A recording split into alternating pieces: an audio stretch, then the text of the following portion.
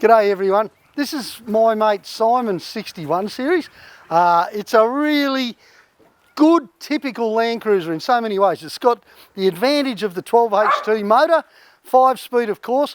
Now, a couple of years ago, we did this amazing trip with the original Milo, where we basically belted all the way to Darwin, taking a whole lot of backtracks, and we went to my mate MD's wedding up there, which was pretty wild, and then we came home again.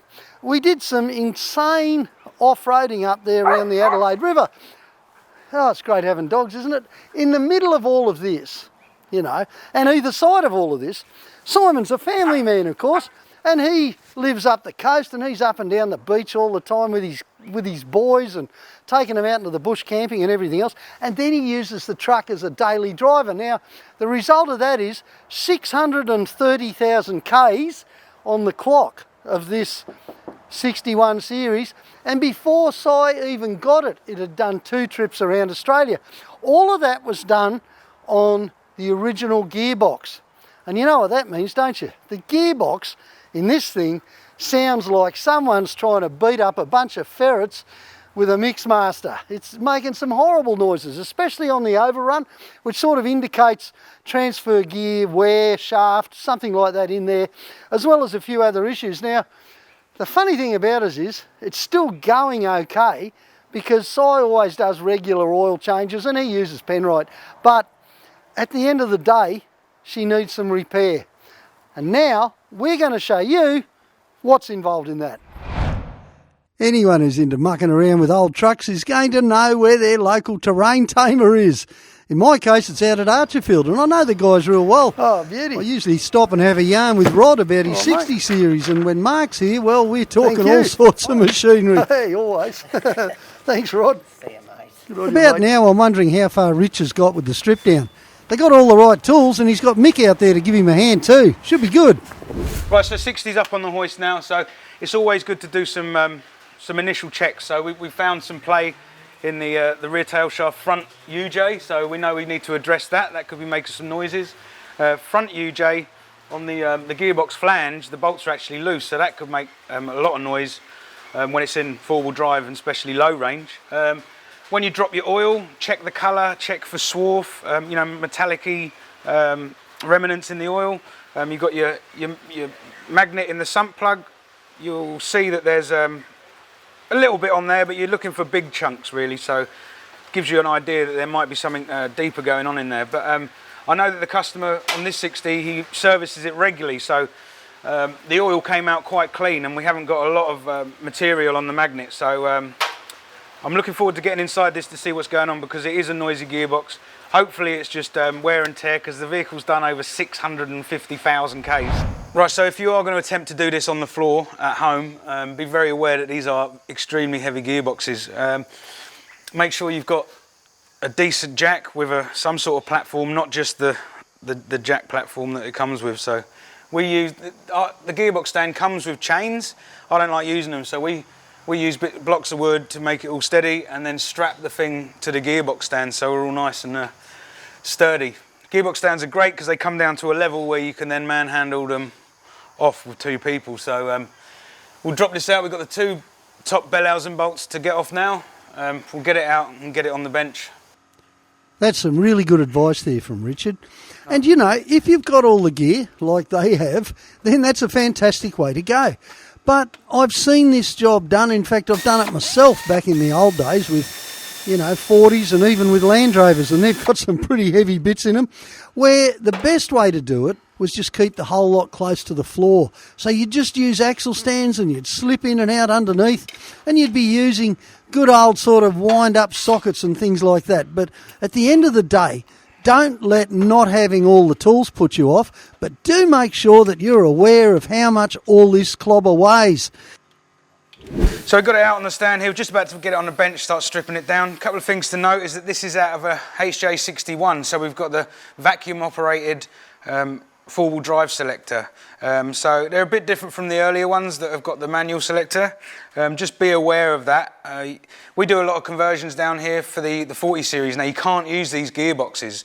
You have to use the manual selector because this just doesn't fit between the chassis. So We'll get this so you can see it's a beach truck because there's plenty of sand and stuck to the lanolin and that. So we'll get it on the bench, strip it down, give the casings a clean, and that should be all nice and clean to go back together. So one important thing to do, not just doing a gearbox rebuild, when you're doing a clutch, always make sure you take the tacho sender out, because if you damage it on the way back in, you'll be in for a world of trouble because they're not cheap. So just remove it, and that will be the last thing to go back in when you're reassembling. Right, so when you get it up on the bench and you're ready to strip it down, make sure you've got a nice big area where you can lay all the parts out in sequence, because when you come to put the gearbox back together, it'll help you out because it goes back in the reverse order. Remember, there's a lot of parts. You'll be surprised how many little components there are in this gearbox. So yeah, the bigger the space, the better.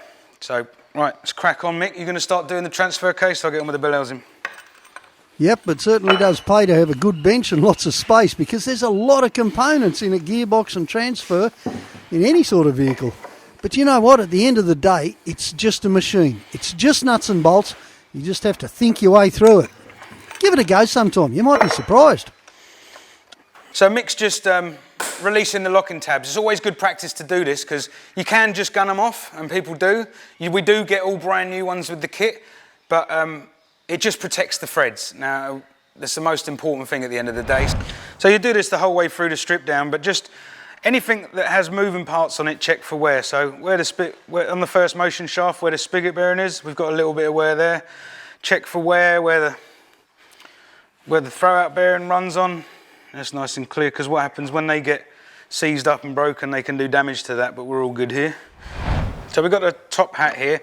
Other than needing a really good clean, just flip it over, and what you're doing, you're checking for wear marks, excessive wear marks on the selector forks. Check that all your detents are working and that none of the springs are broken. Just go through all those. Things like these gaiters and that, with the terrain tamer kit, you get all brand new ones of these, so they could just go in the bin. And so yeah, put it aside, get it in the cleaning bin, and move on to the rest of it. We can have a look in the top now and see if we've got any teeth miss or anything like that at first glance. So we're going round, just checking everything. And there doesn't seem to be any teeth missing, which is obviously a good sign. At this stage, I like to check that we've still got a bite on the synchro clutches.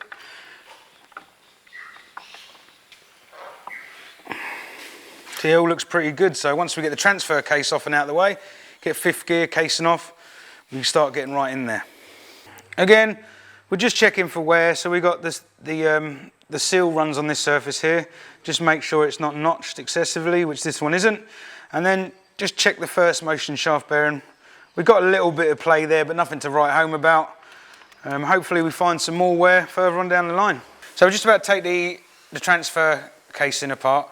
Doesn't matter how much oil you let out the sump plug, you're always going to have a fair amount left in there, and if you're on the bench, it will go everywhere and spread everywhere. So we've just lent it off the edge of the bench here, chopped it up with some wood, and we're going to release the oil into a pan. So come on in, Mick, we'll knock this off. That's definitely the kind of thing you never quite learn the first time around, eh? You know, that the oil's going to drop all over the place. But what you've got to remember too is that Mick's done a heap of these, and so's Richard. And so when they hook into something, they're picking up the right tools. They're just using whatever's at hand sometimes, you know. I mean, get a load of Mick when it comes to tapping off the transfer to loosen it up. He's just into it with a mallet. I mean, you definitely want to have done it a couple of times before you start whacking away. I think I might have been using the rubber one and starting a bit more gently. But there goes the oil. You can see it running out from underneath. So the guys knew what they were doing. I wonder if they remembered to put something on the floor to pick up the oil. You've noticed Richard all the way through this is examining everything, is playing with it, is moving things around. Not only is he looking for wear, he's going to be putting all this gearbox back together, isn't he? And the transfer. So it kind of pays to have it all fresh in your mind, the way the thing operates. So we've got a fair amount of, little bit of wear on the race here, on the bearing race there. We've got notchiness in the transfer output shaft bearing there. So I think pretty much it's done so many miles that all the bearings are going to have a little bit of play and wear, and that's what's attributing to the noise, I think. So yeah, let's start pulling these bearings off. Get this transfer case off, Mick. Have a look at fifth gear. Right, so finally we found an issue in this gearbox. So first things first. Now a lot of you guys, you'll see a weeping out of the. This is the idler shaft in the transfer case, and you get a weep. You'll see this bit. This is where the locking tab goes. To fix this problem, you've got to take the transfer case apart, and there's an O-ring that sits just in here, and that is rock hard, rock solid. That'll be doing no sealing whatsoever. So the pressure inside the gearbox, when you've got blocked breathers and stuff like that, will slowly push oil past this seal. So, but this all comes in the terrain tamer kit. Also, we got your thrust washers here. These run. So you've got your idler gear sits on that shaft. And these thrust washers sit either side up against there. Now they've worn right through, if you can see that, both sides. So that's just wear and tear, 630,000 Ks odd. I'm surprised we didn't see any swarf in the gearbox, but probably attributed to the fact that he services the vehicle regularly. So again, comes with the kit, brand new thrust washers. We've got wear on the needle bearings here. Where was it? So that'll be making a hell of a racket. Yep, just there. So yeah, no, I'm glad we found something. That means that when we go back together, it's going to be a nice, sweet gearbox. Nice one. So we've removed the forward transfer case. Got the fifth gear cover off to expose fifth gear. Everything looks absolutely beautiful when it comes to the gearbox side of things, so I'm really happy about that. I think we found our misdemeanor, which is the idler bearings in the transfer case. So there's no play apart from a little bit of play in the input shaft. So we'll put the terrain tamer kit through it, all brand new bearings, synchros, everything like that. This will be a beautiful gearbox again. A few more things to check until then, but I'm pretty positive about what's going on. Right, so now we've got the gearbox side of things all stripped down, laid out on the bench here. We're just going into it a bit more, looking a bit closely at the shafts and how the synchros work and all that. So I'm pretty happy with most things on the output shaft, but on the lay shaft, which is at the bottom of the gearbox, which takes your first motion shaft power and then sends it back up, on the bearing surface here, it started to peel away. This is the first signs that this will just fail.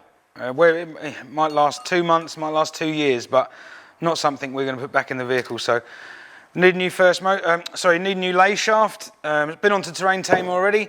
They're going to get us one overnight, and we're just going to carry on pulling off the bearings and replacing all the bearings and all the other shafts ready for it. And then hopefully tomorrow, in the post first thing, we'll get our lay shaft, because that's the first component to go back in the gearbox before you start building the whole box and transfer back up. So let's crack on with these bearings. Oh, here we go. Here comes John. It probably took me as long to get from Archerfield to Caboolture as it did for the boys to strip the gearbox out and down. Toyota parts delivered by Nissan. Who'd have thought it? Oh, don't tell anyone you saw that, all right? How you doing, mate? With the lot rich. Nice one, just what the doctor ordered. Check it out. Mate. Yeah. This is the most comprehensive kit ever. They're awesome. Yeah, definitely. So, what'd you find? What's the noise? Well, the gearbox itself, fantastic condition. Right, so you're joking. No. Unbelievably. Right. So the problem was in the transfer case on the lay shaft or the idler shaft. Okay. We got the thrust washers here. For the benefit of those who don't know, this is the transfer gear. Yep, that's it. That's your high and low range. That's it. That's the shaft that runs through the middle of it. And the needle bearings and the cages that go in there to support it. And these are held in place by 2 thrust washers. Right. Yeah. Oh, look at the wear there. Yeah. They've almost worn through, actually. There's not a lot left. Gee. And that would be creating side-to-side movement. And too much in. It has the hemispherical gears on and off the power, just moving it backwards and forwards and getting worse and worse. Gives you that. So how would you describe the symptoms? Oh, slop, noise. Like you'd hear it. Especially noise on the overrun. On the overrun, definitely. Yeah, because those gears would be not running where they should be on the corresponding gear. And we should point out that it's been making that noise for about 4 years. Yeah, So pretty they're much. tough as, Yeah, oh yeah, definitely. but it's been getting worse and worse. Is And there any damage on the yeah, bearings? yeah, but we got, you can see the wear there on the noodle rollers. Yeah. Look at those, there's loads, look. Oh, gee. Yeah, look at that. Wow. Oh, man, you can feel it. Was there much metal in the... No, there wasn't, because he changes. you know him, he looks after his vehicle and he's forever changing the oils and stuff like that. So there wasn't a lot in it, actually. So really, the constant oil changes and using, I think you definitely, use the Penrite guy too. Yeah, definitely. So that is elongated the Definitely. longevity. 100%. I'm using words I don't understand here. It made it last longer. Yeah, that's correct. Yeah. Which is cool. And this kit, look at that. New idle shaft. Brand new idle shaft. Brand new idle shaft bearings. And then your... And they've got the... Oh, that looks like it's upgraded. Yeah, they do. There's more of a, seems to be more of a surface area that they run on now. So. Yeah, look at that. So, basically, I mean, that's what you expect from terrain tamer. They know what's going to wear out. Yep. So they've supplied it as part of the kit. That's it. And he's going to get a full gearbox rebuild as well. That's it. So it should go for another 30,000. Oh, not 30,000, 630,000. 630,000, yeah. No, that's beautiful. So, yeah. Keeping the old trucks alive. That's it, mate. Nice one. I better let you get to it. Yeah, we're still going. Right, so got the clutch and flywheel off. Now, I know the history of this vehicle. I only did the clutch a short while ago, so it's almost like brand new. We don't usually do it, but we'll be putting this one back in the vehicle. New spigot bearing, and we're going to get the flywheel machined. Give it a nice brand new surface so we don't get any judder or anything. So yeah, there we go. We better get back over to the gearbox and get some of these bearings done. If you look at this ground up resto on a shorty, probably mid to late 70s, this is one the boys are doing out here at MrLandcruiser. It's beautiful. But the first thing I noticed was the gearbox hasn't been done up. And I asked Richard, I said, what's the go there? Apparently the customer drove this up from Sydney and he figured the gearbox was pretty good. You can tell with these things, you know, if they're good, they're good. So he knew what he was doing, so he wanted ground up, everything done, except the gearbox and the transfer. Fine, no problems at all. The boys do things to custom, but isn't it nice to see, hey? 2F motor, it looks like it's had everything. It's been totally recoed, it's had the block boiled, it's just been worked over beautifully. If you look around, you can see all the good gear. Terrain tamer suspension back and front, new parts everywhere, all new brakes. If anyone tells you you have to drive some throwaway piece of rubbish, why don't you suggest to them that you can rebuild an old Land Cruiser and make it better than new? Because that's what this one will be. Nice job, man. Really good. So there you have it, all laid out. Pretty much the way it should go back together, and a full terrain tamer kit with absolutely everything supplied. All we got to do now is put it back together. Hey, Rich? Righto, you'd better watch part 2 then, eh?